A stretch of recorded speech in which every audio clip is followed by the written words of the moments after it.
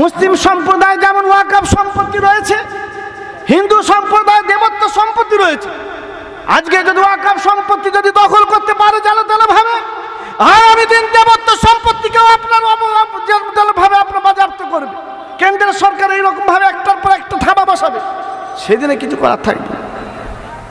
সেই জন্য এটা মনে রাখতে হবে, এই কালা কানুনের বিরুদ্ধে শুধুমাত্র মুসলিম সম্প্রদায় নয়, দেশের বুদ্ধিজীবী মহল, হিন্দু সম্প্রদায়ের, খ্রিস্টান সম্প্রদায়ের এবং মুসলমানের সবাই কিন্তু এর বিরুদ্ধে। যে কেন্দ্রের যে সরকার যে ওয়াকফ সম্পত্তি যে 2025 সালে আইন এনেছে, এই আইনটা অন্যায়, এই আইনটা সংবিধান বিরোধী, এই আইনটা কিন্তু একটা কালা কানুন। বুঝতে পারছেন না?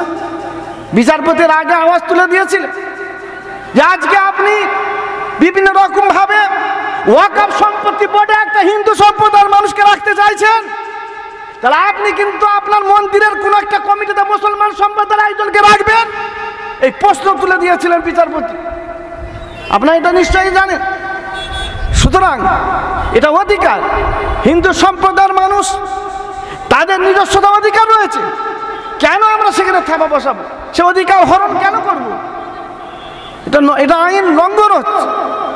সুতরাং এই আইনটা কেন্দ্রের সরকার যে এনেছে, এটা একটা সংবিধানকে উপেক্ষা করে, সংবিধানকে বুড়ো আঙুল দেখিয়ে যেন তেনভাবে করেছে। কিন্তু ইতিহাস উনি ভুলে গেছেন। ইতিহাস এটা বলে না চিরকাল শক্তি থাকে না, চিরকাল ক্ষমতা থাকে না। ইতিহাস মূল্যায়ন করলে এটা শিক্ষা দিয়ে যায়। সুতরাং একটা যেন কোনোভাবে একটা অন্যায় জিনিস করে গেলে হয় না, এটা কেন্দ্রের সরকারকে মনে রাখতে হবে।